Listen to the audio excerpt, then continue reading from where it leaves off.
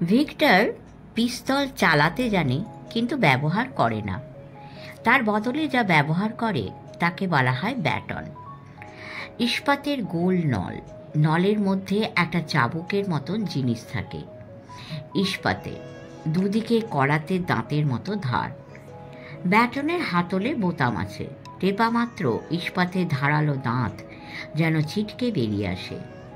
এই বস্তুটি বাজারের স্টিল হুইপ বা লোহার চাবুকের মতো নয়, এ অন্যরকম, যদিও দেখতে মোটামুটি একই ধরনের। বিদেশ থেকে বস্তুটি যিনি আনিয়েছিলেন সেই কাওলা সাহেব ছিলেন ভিক্টরের গুরু। তিনি দিল্লিতে চলে যাওয়ার সময় ভিক্টরকে দিয়ে গেছেন। লোহার এই ব্যাটন একটা চামড়ার খাপের মধ্যে ভরা থাকে। ভিক্টর ব্যাটনটাকে দেখে শুনে নিল, খুঁজে বার করলো হান্টিং টর্চ। নোটন ফিরল খানিকটা বেলায়, বলল, শর্মাবাবু দুপুরেই এসে পড়বেন। নোটন, কিছু জুট জোগাড় করে নিন, হাত মোছা জুট, টেনিস বলের মতন করে গোল করে নিবি, আর যাবার সময় মনে করে 1-2 লিটার পেট্রোল নিবি, ভুলিস না। নোটন আন্দাজ করে বলল, দাদা আজকে বড় পিকনিক হবে বলে হাসল। যে কোনো রোমাঞ্চকর ব্যাপারকে নতুন বলে পিকনিক, কোনোটা ছোট কোনোটা বড়। ভিক্টর মাথা নেড়ে বলল, হ্যাঁ তুই তৈরি হয়ে নিবি। শোন, দিদিকে কিছু বলবি না, বললে চেঁচাবে। নতুন মাথা নাড়ল, বলবে না। জিপ এলো। রামেশ্বর ড্রাইভার জিপ পৌঁছে দিয়ে চলে গেল 3টের আগেই। শর্মা এলেন 4টে নাগাদ। ভিক্টর হেসে বলল, আজ সন্ধ্যেবেলায় পিকনিক করতে যাব। পিকনিক? ওই আর কি, দেখুন না কি হয়। কোথায় যাবেন? প্রথমে সুজনের বাগানে, সেখান থেকে তাকে তুলে নিয়ে আবার ফিরব, তবে কলকাতায় নয়, ওই দিকেই। কি ব্যাপার মশাই? চলুন না, দেখবেন নতুন কিছু হয়েছে। আগে থেকে শুনলে বুঝবেন না, সঙ্গে চলুন, দেখতে পাবেন। যদি কপাল ভালো হয় ঝঞ্ঝাট মিটে যাবে। বলে একটু থেমে ভিক্টর হঠাৎ জিজ্ঞেস করল, আচ্ছা শর্মাবাবু, আপনাদের অর্ধেন্দুবাবুর হাতের প্লাস্টার কাটা হয়েছে? আচমকা প্রশ্নে শর্মা একটু হকচকিয়ে গেলেন, বললেন, হ্যাঁ, কেন? না, এমনি জিজ্ঞেস করছি, কবে কাটা হয়েছে, অবস্থা কি? ভালোই, হপ্তা 3 ছিল প্লাস্টার। ভাঙা জোড়া লাগলো? বুঝলাম না। দুর্ভোগ আর কি। শর্মা কিছু বললেন না। নমস্কার, লিসি নন বেঙ্গলি অডিও স্টোরি চ্যানেলে আপনারা ধারাবাহিকভাবে শুনছেন কাল বৈশাখী রাত্রে। আজ শোনাব অন্তিম পর্ব। জিনিসপত্র গুছিয়ে বেরোতে বেরোতে বিকেল গড়ালো। হাত ঘড়িতে 4:15। জিপের সামনের সিটে ভিক্টর আর নতুন, পিছনে বসেছেন শর্মা। শর্মা বার কয়েকেই কৌতূহল প্রকাশ করেছেন, জানতে চেয়েছেন ব্যাপারটা কি হতে যাচ্ছে। ভিক্টর শুধু মুচকি হেসেছে, বলেছে, চলুন না, দেখবেন। আজকের দিনটা ভালো, আকাশ পরিষ্কার, আলো যথেষ্ট। গরম রয়েছে, তবে মাঝখানে যেমন আগুন ঝরছিল আকাশ থেকে, তেতে পুড়ে যাচ্ছিল মানুষ গাছপালা, সেই গরম কেটে গিয়েছে। 6 কালবৈশাখী উঠে গেছে এর মধ্যে, আর 5-7 বার, তারপর বর্ষা আসার পালা।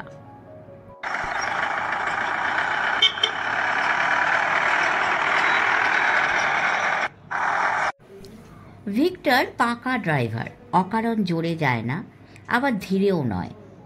ভিআইপি রোড ধরতে তার 8 ঘন্টা মতো সময় গেল। ভিআইপি রোডে পড়ে ভিক্টর বলল, শর্মাবাবু, আমরা প্রথমে সুজনের কাছে যাব। জায়গাটা খেয়াল ছিল ভিক্টরের। নিম গাছের সামনে এসে গাড়ি দাঁড় করালো সে। কালভার চোখে পড়ছে। জিপ থেকে নামতে নামতে শর্মাকে বলল, একটু বসুন, আসছি। গাড়িটা আসার সময় বাঁ রাস্তা ধরে এসেছিল। অনেকটা এগিয়ে ডাইনের মোড় পেয়ে ঘুরে ডান রাস্তা ধরে আবার ফিরল, দাঁড়ালো কালভার্টের কাছেই। ভিক্টর জায়গাটা ভালো করে দেখে নিল। এই জায়গায় ট্যাক্সি পোড়ানো হয়েছিল। খুন হয়েছিল একটা লোক, লুট হয়েছিল দামি পাথর, সে বার্মিজ চুনি হোক বা বহুমূল্য হিরেই হোক বা হোক অন্য যে কোনো পাথর। ট্যাক্সিটা যে পুড়েছিল সেটা বোঝা যায়, এখনো রাস্তার পাশে ঘাসের চেহারা লালচে মতো, কালচে হয়ে আছে খানিকটা জায়গা। ভিক্টর ফিরে এলো গাড়িতে, স্টার্ট দিল, বলল, হ্যাঁ এবার সুজনের কাছে।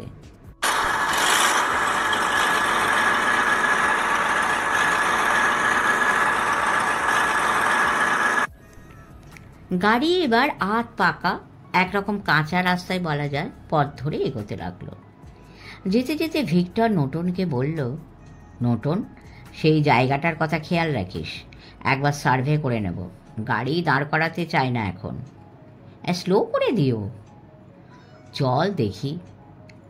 আধ মাইলটাক পথ এগিয়ে এসে ভিক্টর জিপের স্পিড কমিয়ে দিল।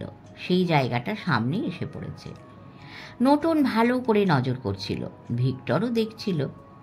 রোদ এখনো পুরোপুরি পালায়নি, আলোর সঙ্গে হালকাভাবে মেশানো, চারদিক ভালোই দেখা যায়। আগে ভিক্টর লক্ষ্য করেনি, একটা পাশ একেবারেই ন্যাড়া মতো, শুধু মাঠ এবড়ো খেবড়ো, অন্য পাশটায় গাছপালা ঝোপঝাড় রয়েছে। 2 ফারলং কি তার একটু বেশি হবে দূরে জঙ্গল মতন, মানে গাছগাছালির ঘন আড়াল। ভিক্টর বলল, নোটন, দূরে দেখছিস? মাথা নাড়ল নোটন, বলল, সেদিন লোকটা বোধহয় ওই দিকেই পালিয়েছিল। দূরবীনটা পকেটে আছে, নিয়ে দেখবি? ভিক্টর গাড়ি থামাতে চাইছিল না। নোটন দূরবীনটা বার করে নিল ভিক্টরের পকেট থেকে, দেখল মন দিয়ে, বলল, দাদা, মনে হচ্ছে আমবাগান, বাঁশঝোপও আছে, দেখি। ভিক্টর ডান হাতে স্টিয়ারিং ধরে বাঁ হাতে দূরবীন নিয়ে চোখের সামনে ধরল, দেখল একটা ঘর টর। দেখ, মনে হচ্ছে না? নোটন দূরবীন ফের নিল, দেখল, বলল, মালি ঘর। ঠিক আছে, রেখে দে। শর্মাবাবু বললেন, এই কি দেখছে না ওনারা? সিনারি। বলে হেসে উঠল ভিক্টর। শর্মাবাবু হাসির অর্থ বুঝলেন না। ভিক্টর চট করে গাড়ি জোর করল না, যেমন ধীরে ধীরে আসছিল সেইভাবেই অনেকটা পথ এগিয়ে স্পিড বাড়ালো। সে বোকা নয়, এখানে যদি এমন কেউ থাকে যে নজরদারি করছে, সে যেন বুঝতে না পারে যে একটা জিপ এই জায়গায় এসে থেমেছিল, চারপাশ দেখে শুনে চলে গেছে, তাতে সন্দেহ হবে, সতর্ক হয়ে যাবে ওরা। সুজনের বাগানে আস্তে আস্তে রোদ চলে গেল, আলো থাকলো, গোধূলির আলো। সুজন অবাক হয়ে বলল, আরে ভিক্টর দা, তোমায় নিতে এসেছি, চলো এক জায়গায় যাব, কাছাকাছি। কোথায়? দেখতেই পাবে। শোনো, আমাদের বেরোতে একটু দেরি হবে, অন্ধকার না হলে বেরোবো না, সন্ধে করে যাব, ততক্ষণ একটু চাটা খাওয়া যায়। ভালো কথা, আমরা বেরোবার আগে তুমি একবার তোমার বাগানের লোকজনদের দেখে নেবে, তারা আছে না কেউ বেরিয়েছে। দশরথরা চলে গেছে একটু আগে। তা যাক, যারা এখানে থাকে তাদের দেখে নেবে, কিছু বলবে না। শর্মাবাবু বললেন, আমি তো কিছুই বুঝতে পারছি না মশাই। পারবেন, দেখুন না কোথাকার জল কোথায় গড়ায়। গাড়ির আলো নিভিয়ে স্টার্ট বন্ধ করে ভিক্টর সামান্যক্ষণ চুপ করে থাকল। সন্ধে হয়ে গিয়েছে, অন্ধকার ঘন হয়ে এসেছে, আকাশ ভরা তারা, মাঠঘাটের গন্ধ উঠছিল। ভিক্টর শেষে বলল, সুজন, সেদিন তোমার বাগান থেকে ফেরার পথে এই জায়গায় কেউ আমাদের ওপর গুলি চালিয়েছিল। লোকটাকে আমরা ধরতে পারিনি, কিন্তু তার চেহারার একটা আদল দেখেছি। আজ তার সঙ্গে কিংবা তাদের দলের লোকের সঙ্গে মুখোমুখি দেখা করার ইচ্ছে। গুলি আপনাদের ওপর? লোকটা আমাদের উপকারই করেছে। নাও, নেমে পড়ো। শর্মামশাই, নিন, নেমে পড়ুন। আপনি আবার ধুতি পরে ঘোরাফেরা করেন, মাঠের মধ্যে ছোটাছুটি করতে হলে তো মুখ থুবড়ে পড়বেন। নোটন নেমে পড়েছিল আগে। ভিক্টর নামতে নামতে বলল, নোটনও জিনিসগুলো সুজন নামলো, শর্মাবাবুও নেমে পড়লেন। ভিক্টর বলল, সুজন, তুমি ওই কাঁধ ব্যাগটা ঝুলিয়ে নাও, ওর মধ্যে জুটের গোলা মানে বল আছে। নোটন পেট্রোলের ক্যানটা আপাতত নিয়ে নিই, পরে তোমায় নিতে হতে পারে। শোনো, আমরা এখন আলো জ্বালব না, যখন দরকার হবে তখন জ্বালব। অন্ধকারে যতটা পারি এগিয়ে যাব। কোথায়? সুজন বলল, এখানে একটা আমবাগান আছে, সেখানে যাব, চলুন। ভিক্টর আর নোটন সামনে, পেছনে সুজন আর শর্মাবাবু। সাবধানে মাঠে নেমে গেল ভিক্টররা। বলল, কথাবার্তা না বলাই ভালো, বললেও নিচু গলায়। অন্ধকারেই মাথা নাড়ল সুজন। অন্ধকারে মাঠের মধ্যে দিয়ে হাঁটতে প্রথম প্রথম অসুবিধে হচ্ছিল। চোখ সইয়ে নেবার জন্যে ধীরে ধীরেই হাঁটছিল চারজনে। খানিকটা পথ হেঁটে আসার পর মোটামুটি চোখ সয়ে গেল। ভিক্টর একটু দাঁড়ালো, নোটনকে বলল, ও ওই দিকটায়। হ্যাঁ। ভিক্টর এবার বাঁ দিক ধরে এগোতে লাগলো। 20-25 পা এগোলো কি এগোলো না, আচমকা কুকুরের ডাক শোনা গেল। ডাকটা শুনতে ভালো নয়, অ্যালসেশিয়ান বা বুনো কুকুর বিকট শব্দ করে ডাকছিল। এই ডাক তারা সেদিনও শুনেছে।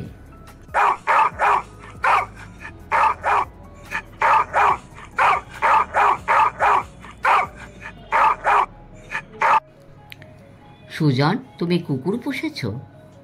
না তো। ডাকটা কেমন? ভয় করে।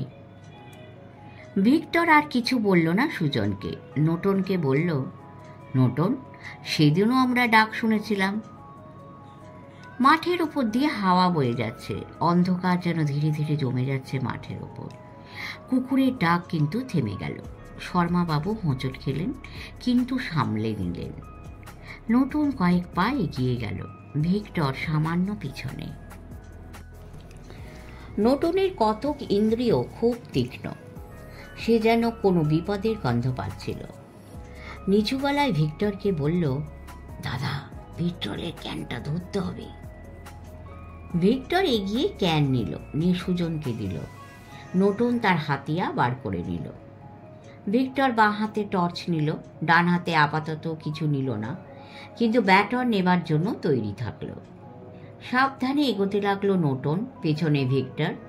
কুকুরের ডাক থেমে যাওয়ার পর অদ্ভুত চুপচাপ লাগছিল, যেন এই জায়গাটা একেবারে জনমানব শূন্য। আরও একটু এগোবার পর অন্ধকারে থমথমে ছায়ার মতন দাঁড়িয়ে থাকা আমবাগান আর বাঁশঝোপ চোখে পড়ছিল। জায়গাটাকে ভুতুড়ে দেখাচ্ছিল। মনে হচ্ছিল যেন কোনো ভাঙাচোরা পুরনো বাড়ি অন্ধকারে দাঁড়িয়ে আছে। সুজন কাটা ঝোপে পা আটকে দাঁড়িয়ে পড়েছে, শর্মাবাবু তার পেছনে। সে বলতে যাচ্ছিল, কাকাবাবু সামলে। এমন সময় আবার সেই কুকুরের ডাক, এবার কাছে, অন্ধকার থেকে ছুটে আসছে।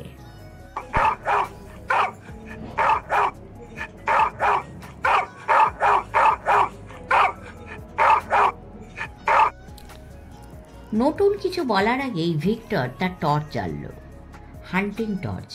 আলোয় ঝলসে উঠল সামনেটা। এমন একটা কুকুর এখানে দেখার কথা নয়। কি জাতের কুকুর কে জানে? যেমন বিশাল দেখতে তেমনই তার ডাক, একেবারে বীভৎস। নতুনের হাতে সময় নেই। কুকুরটা যে হিংস্র মারাত্মক এই বুঝতে তার বিন্দুমাত্র কষ্ট হয়নি। হাতিয়া তার হাতেই আছে, কিন্তু হাতিয়ার কি এই বীভৎস জন্তুটাকে ঘায়েল করতে পারবে? নতুন ঠিক করে নিল, প্রথমে হাতিয়া ছোঁড়বে, তারপর চিতি। চিতি কোনো রকমে যদি একবার জন্তুটার চোখ কিংবা গলার কাছে গিথে যায়, তবে ওর সাধ্য নেই দাঁত বসাবার। ভিক্টরও পলকের মধ্যে তৈরি হয়ে গেল। ব্যাটন বার করে স্প্রিংয়ের বোতামে হাত দিতেই যেন সাপের ছোবলের মতন বেরিয়ে এলো ভেতরের অস্ত্রটা। কুকুরটা কিন্তু থমকে দাঁড়িয়ে পড়েছিল। আলোয় তার চোখ ধাঁধিয়ে গিয়েছিল কিনা কে জানে। নতুন প্রায় সঙ্গে সঙ্গে হাতিয়া ছুড়ল।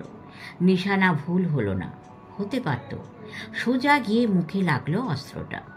নেহাতি কপাল, গায়ে লাগতে পারত। সোজা গিয়ে গায়ে লাগলে ওর বোধহয় বিশেষ কিছু হতো না।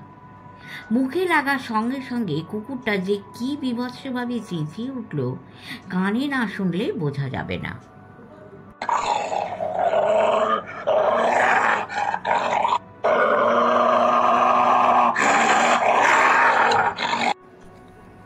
ভিক্টর নোটনকে সরিয়ে দিয়ে তার ব্যাটন নিয়ে দাঁড়ালো। এই করাতের মতন দাঁত তোলা ইস্পাতের চাবুক দুঘা কুকুরটার মুখে গলায় গায়ে পড়লে তার লেজ গুটিয়ে সে পালাবে। তুই আগুন জ্বাল শিগগির। নোটন তাড়াতাড়ি সুজনের কাছ থেকে কাঁচ ঝোলাটা নিয়ে জুটের বল বের করে ফেলল। পেট্রোল ঢালুন তাড়াতাড়ি। কুকুরটা আচমকা মার খেয়ে বিশ্রীভাবে কেঁদে উঠেছিল, তারপর লাফিয়ে এগিয়ে গেল। আরও হিংস্র হয়ে উঠেছে, কিন্তু মুখে হাতিয়ার চোট লাগার দরুন তার নিশানা ভুল হলো। ভিক্টর তার ব্যাটন চালালো। ইস্পাতে ধারালো চাবুক দুঘা পড়ার সঙ্গে সঙ্গে কুকুরটা এমনভাবে চেঁচাতে লাগলো যেন মরে যাচ্ছে। বার দুই লুটোপুটি খেলো, বিকট করে চেঁচালো।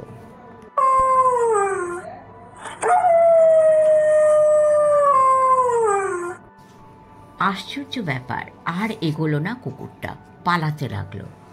ততক্ষণে নোটন জুটের গোলা পেট্রোলে ভিজিয়ে ফেলে দিয়েছে মাটিতে, দিয়ে দেশলাইয়ের কাঠি জেলে দিয়েছে। দপ করে আগুন জ্বলে উঠল। ভিক্টর বলল, আরও জাল, এগিয়ে গিয়ে। নোটন আর সুজন এগিয়ে গিয়ে আরও গোটা তিনেক জুটের গোলায় আগুন জ্বালালো। এবার যেন আলো হয়ে গেল আমবাগানের সামনেটা। শর্মাবাবু হতভম্ব, তিনি কিছু বলছেন না, বলতে পারছেন না। ভিক্টররা এগিয়ে গেল। আমবাগানের কাছে আসতেই চোখে পড়ল বাগানের মধ্যে একটা খাপড়া ছাওয়া বাড়ি। বাগান যেন বাড়িটাকে চারদিক থেকে আড়াল করে রেখেছে। ভিক্টর আগেই এই ঝাপসাভাবে এটা দেখেছিল দূরবীনে। চল দেখি, এসো সুজন, সাবধানে। বাগানের গাছপালা তলা দিয়ে এগিয়ে যেতেই টর্চের আলোয় বাড়িটা পুরোপুরি দেখা গেল। একেবারে ফেলনা বাড়ি নয়, ইট আর খাপড়া দিয়ে গড়া। ছোট হলেও একেবারে এক কামরার কুঁড়ে নয়, সামনে একটা কুয়ো। আমবাগানের মালির বাড়ি বলে মনে হতে পারে, কিন্তু এমন করে ঘর দৌড় জানলা বানিয়ে কি মালি থাকে? এখানে যে লোক থাকে বোঝাই যাচ্ছিল। বাড়িটার সামনে মাঠে বাঁশের খুঁটিতে তার বাঁধা, একটা গামছা ঝুলছে তারে, কুয়োর কাছে দড়ি বালতি। ভিক্টর বলল, নোটন, আরও দুটো গোলা জ্বালিয়ে দে, আলো বেশি হলেই ভালো। নোটনের যেন মজাই লাগছিল। এর আগে যে জুটের বলগুলো জ্বালিয়ে দিয়েছে তার আগুন ছড়িয়ে পড়েছে মাঠে। গরমের দিন, শুকনো পাতা, শুকনো ঘাস, দু একটা ছোটোখাটো ডালপালা আগুন পেয়ে দিব্যি জ্বলতে শুরু করেছে। পেছন দিকটা আগুনের আলোয় এখন বেশ স্পষ্ট। সুজনও কেমন করে বুঝতে পেরেছিল এই জায়গাটা ভালো নয়, এখানে কিছু আছে, কিছু ঘটেছে। সে তাড়াতাড়ি কাঁচ ঝোলা থেকে জুটের গোলা এগিয়ে দিল। নোটন 5-10 পা এগিয়ে পেট্রোলে ভিজিয়ে নিল গোলাগুলো। আরও খানিকটা এগিয়ে এমন করে গোটা তিনে গোলা জ্বালিয়ে দিল যেন দেওয়ালিতে তুবড়ি জ্বালাচ্ছে। শর্মাবাবু ঘামছিলেন, তার বুক কাঁপছিল। এসব এরা কি করছে? দেখতে দেখতে সামনের দিকটা আগুনের আলোয় লাল মতন হয়ে উঠল। কুকুরটা ডেকে উঠল আবার, এই ডাক কান্নার মতো। জন্তুটা যে কোথায় লুকিয়ে আছে বোঝা যাচ্ছে না, বোধহয় বাড়ির পেছন দিকে পালিয়ে গিয়েছে।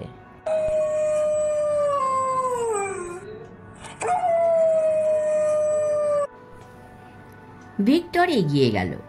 দাদা, ওই যে! নোটন চিৎকার করে উঠল, সেই লোকটা! কুয়োতলার সামনে কুলঝোপ, তার আড়াল থেকে দৈত্যের মতন লোকটা বেরিয়ে এসেছে। বিশাল চেহারা, ঝাঁকড়া চুল, পরনে কালো পাজামা, গায়ে আলখাল্লার মতো কালো জামা, হাতে টাঙ্গি। আগুনের আলোয় টাঙ্গির ফলা ভয়ঙ্কর দেখাচ্ছিল। ভিক্টর বুঝতে পারল এই লোকটার হাত থেকে বাঁচতে হলে আর দেরি করা চলবে না। নোটন! প্রায় চোখের পলকে ভিক্টর হাতে টর্চ সুজনের হাতে গুঁজে দিল, তারপর তার ব্যাটন নিয়ে এগিয়ে গেল। নোটনও তৈরি, তার এক হাতে হাতিয়া, অন্য হাতে চিঠি। টাঙ্গি তুলে দৈত্যটা এগিয়ে আসছিল। আসতে গিয়ে থমকে দাঁড়ালো। সে কেমন অবাক হয়ে ভিক্টরের হাতের অস্ত্রটা দেখছিল। এমন অদ্ভুত অস্ত্র সে দেখেনি যেন জীবনে। হাত আড়ায় লম্বা একটা ইস্পাতে ধারালো দাঁত কাটা ফলা যেন লক লক করছে। ভিক্টরও লোকটাকে দেখছিল। কে প্রথম আক্রমণ করবে, কে নিজেকে বাঁচিয়ে পাল্টা আক্রমণ করবে বোঝা যাচ্ছিল না। প্রায় যেন লাফিয়ে পড়ার মতন লোকটা টাঙ্গি তুলে লাফিয়ে পড়ল ভিক্টরের সামনে। ভিক্টর নজর রেখেছিল, সামান্য সরে গিয়ে তার ব্যাটন চালালো। লোকটার হাতে লাগতে লাগতে একটুর জন্য লাগলো না, না লেগে গেল তার টাঙ্গির তলা দিয়ে। প্রায় সঙ্গে সঙ্গে লোকটার টাঙ্গি বাঁচিয়ে আবার হাত তুলল। ইয়া! ততক্ষণে নোটনের হাতিয়া গিয়ে তার কাঁধে লেগেছে। ভিক্টরও আবার ব্যাটন চালালো। কি যে হলো বোঝা যাবে, দেখা গেল লোকটা পালাচ্ছে। টাঙ্গিটা মাটিতে পড়ে গেল। নোটন তাকে তাড়া করল। ভিক্টর কুয়োতলার কাছে এগিয়ে গেল। কুয়োতলার হাত বিশেকের মধ্যে বাড়িটা, গোটা 2 ঘর। একটা ঘরের দরজায় তালা, জানলা বন্ধ। অন্য ঘরটা হাট করে খোলা। সুজন আর শর্মাবাবুও এগিয়ে গেলেন। ভিক্টর এগিয়ে গিয়ে খোলা ঘরের দরজার সামনে দাঁড়ালো। সুজন আলো ফেলল টর্চের। ঘর ফাঁকা, কেউ নেই। তবে ঘরের মধ্যে পোশাক আশাক, খাট, বিছানা থেকে মা কালীর ছবি সবই রয়েছে। হঠাৎ পাশের ঘর থেকে গোঙানির মতো শব্দ শোনা গেল।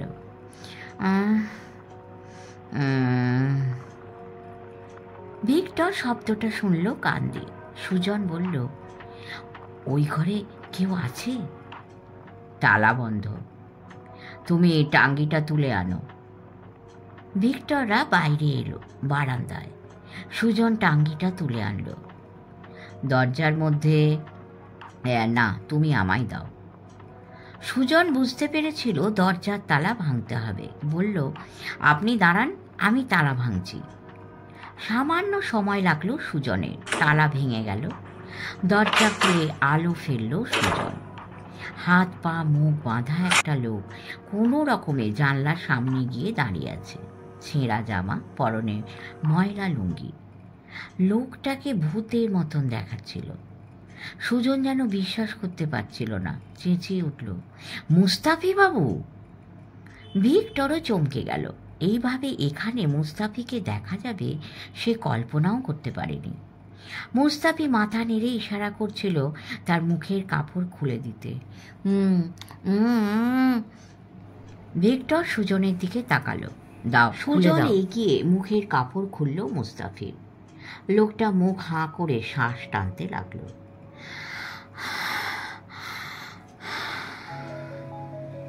গলা দিয়ে শব্দ বেরোচ্ছে না, কাশল। মুস্তাফির হাতের বাঁধন, পায়ের বাঁধনও খুলে দিল সুজন। প্রায় টলতে টলতে মুস্তাফি ঘরের মধ্যে রাখা দড়ির খাটিয়ায় গিয়ে বসে পড়ল। একটু একটু জল বলে ঘরের কোণে রাখা কলসি দেখালো। শর্মাবাবু এগিয়ে গিয়ে জল এনে দিলেন অ্যালুমিনিয়ামের গ্লাসে করে। গ্লাস ছিল কলসির পাশে। জল খেয়ে দম নিয়ে মুস্তাফি বলল, আমি ভাবতে পারিনি উদ্ধার পাবো। সেই শয়তান কালা কুর্তা কোথায়? পালিয়েছে। শয়তানটাকে ছেড়ে দিলেন? লোকটা মার্ডারার জল্লাদ। আপনি? ভিক্টর তীক্ষ্ণভাবে মুস্তাফিকে নজর করতে করতে বলল, আমি অ্যান্টি স্মাগলিং স্কোয়াডের ইন্টেলিজেন্সের লোক। ভিক্টরের গলা দিয়ে শব্দ বার হলো না। আমাকে আমাকে একটু বাইরে নিয়ে চলুন। আজ মাসখানেক ধরে আমি এই ঘরে শুধু স্নান আর বাথরুমের সময় বাইরে বার করে। কুকুর পাহারা বসিয়ে দেয় আমাকে ওরা। সুজন মুস্তাফির হাত ধরল। উঠে দাঁড়ালো মুস্তাফি। পায়ে যেন জোর নেই। ঠলতে ঠলতে বাইরে এলো। বাইরে তখনও আগুন জ্বলছে। ভিক্টর বলল, আপনাকে কি ধরে এনে গুম করে রেখেছিল? হ্যাঁ। কারা? কালা কুর্তার মালিকরা। তারা কারা?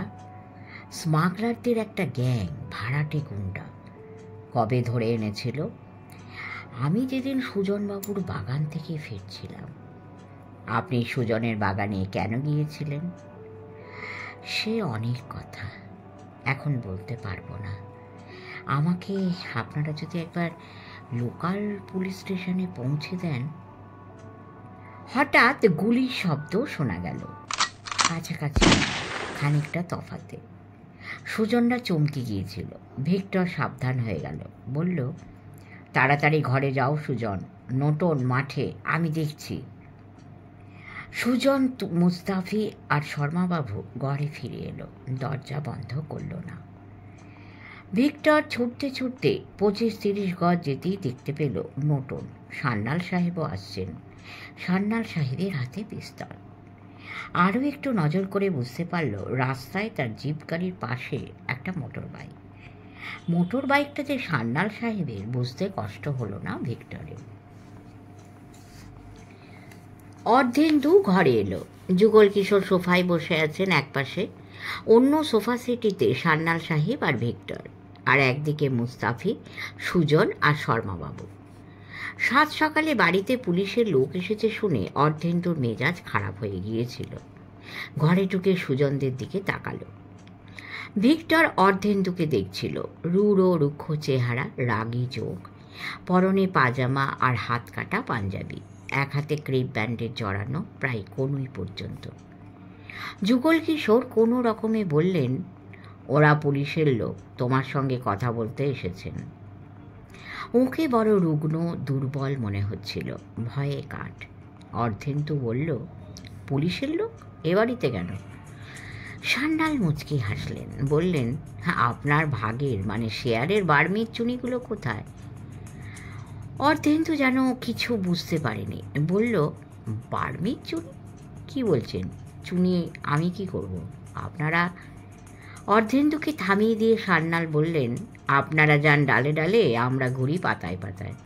আপনি ভালো করেই জানেন দমদম এয়ারপোর্ট থেকে আপনাদের এক এজেন্ট বার্মিজ চুনি নিয়ে আসছিল।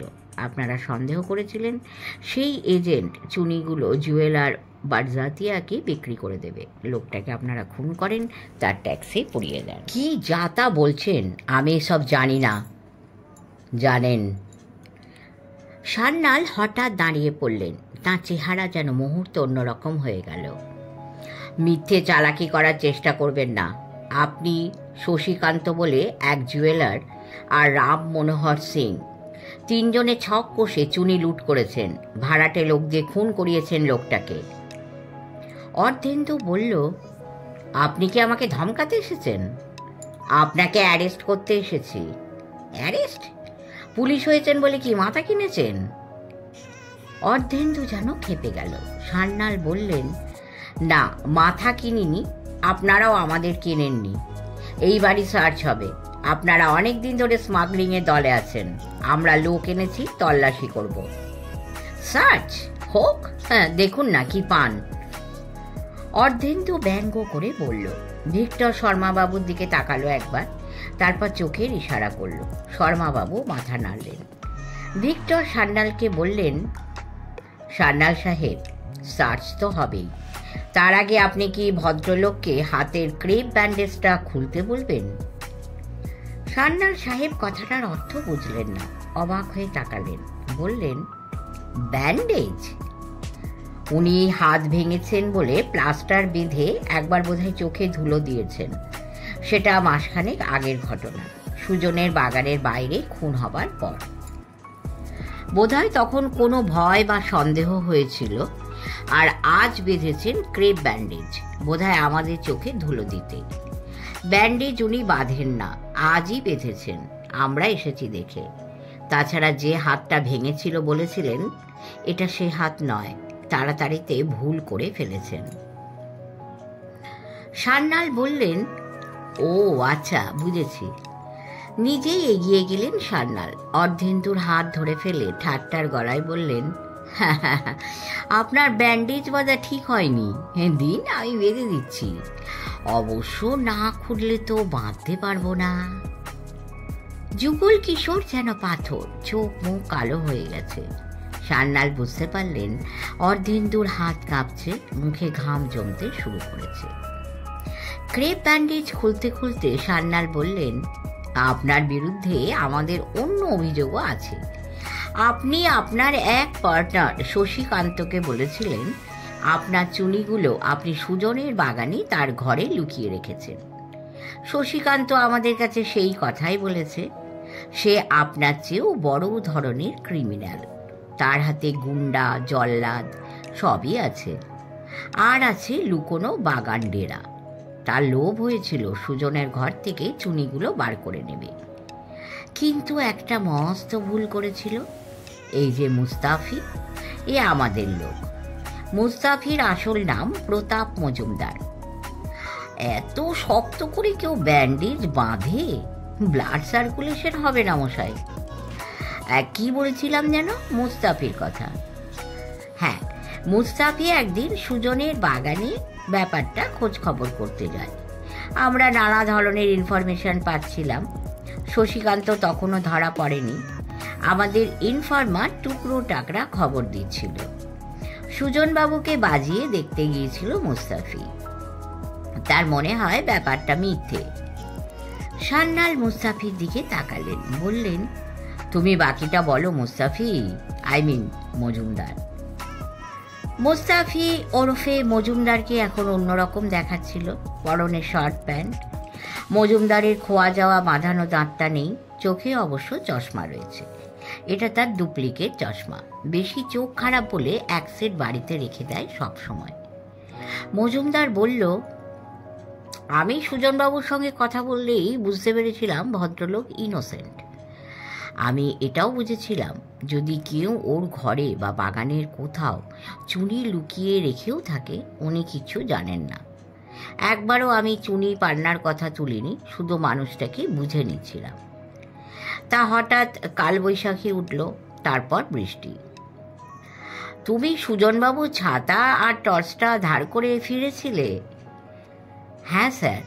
হঠাৎ বাগানের বাইরে খানিকটা চলে আসার পর রাস্তায় আমার ওপর কে যেন ঝাঁপিয়ে পড়ে।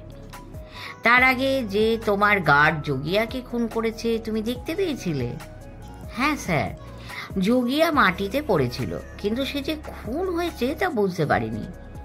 আমি যখন তাকে মাটিতে পড়ে থাকতে দেখে অবাক হয়ে তাকে দেখবার জন্য টর্চ জেলে উবু হয়ে বসেছি, ঠিক তখন আমার ওপর কে ঝাঁপিয়ে পড়ল। আমি তা জোরের সঙ্গে পারলাম না।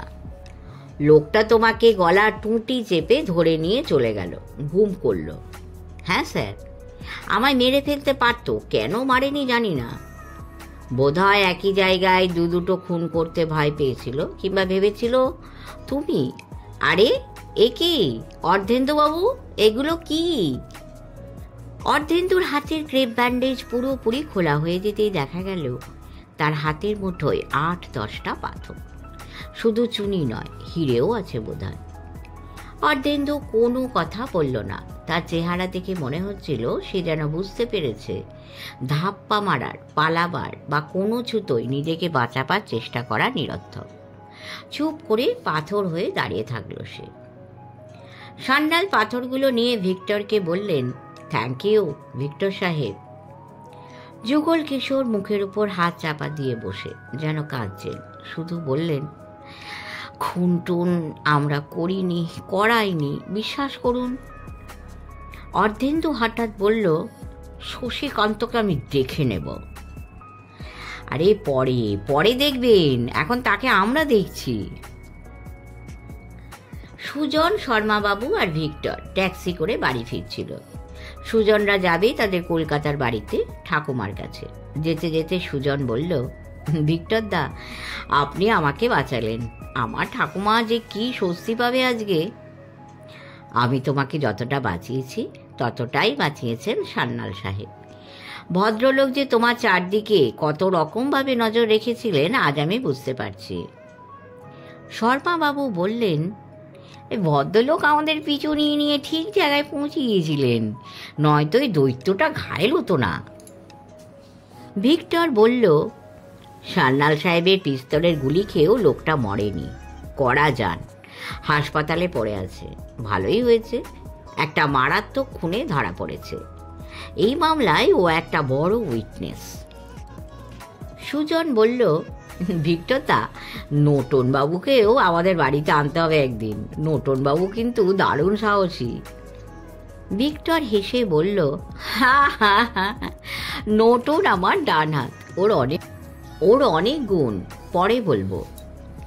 খানিকটা এগিয়ে এসে শর্মাবাবু বললেন, কর্তামায়ের কাছে আজ আমি নিশ্চিন্ত হয়ে দাঁড়াতে পারবো।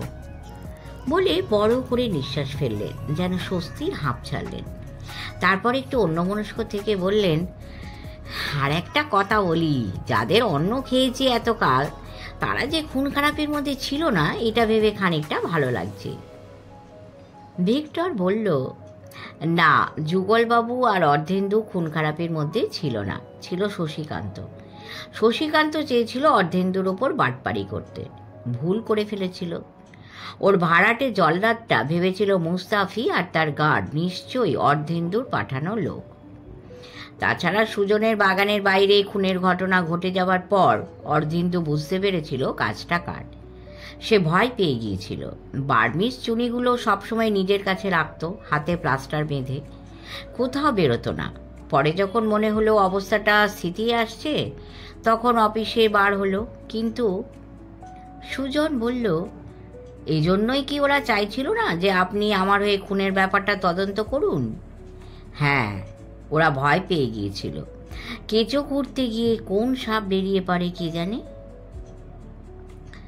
ভিক্টর আরাম করে এবার একটা সিগারেট ধরালো, বলল, সবই হলো, শুধু ওই লোহার বল যেটা দিয়ে মাথায় মেরে মানুষ মারত জল্লাদটা, সেটা খুঁজে পাওয়া গেল না। যাবে নিশ্চয়ই, জল্লাদটার একটু হুঁশ আসুক, নিজেই বলবে। আমি মানুষ মারার অনেক অস্ত্র দেখেছি, বলটা একবার দেখার ইচ্ছে। শেষ হলো একটি রোমাঞ্চকর গোয়েন্দা গল্প, কালবৈশাখী রাত্রে। আশা করি আপনাদের মনোরঞ্জন করতে পেরেছি। যদি ভালো লেগে থাকে একটু কমেন্ট করে বলবেন, তাতে অনেকটা উৎসাহ পাব। পরম করুণাময়ের কৃপায় সকলে ভালো থাকবেন। আমাদের চ্যানেলটি সাবস্ক্রাইব করে আমাদের পাশে থাকবেন, লাইক দেবেন। আর যারা ইতিমধ্যেই সাবস্ক্রাইব করেছেন তাদের অসংখ্য ধন্যবাদ। নমস্কার।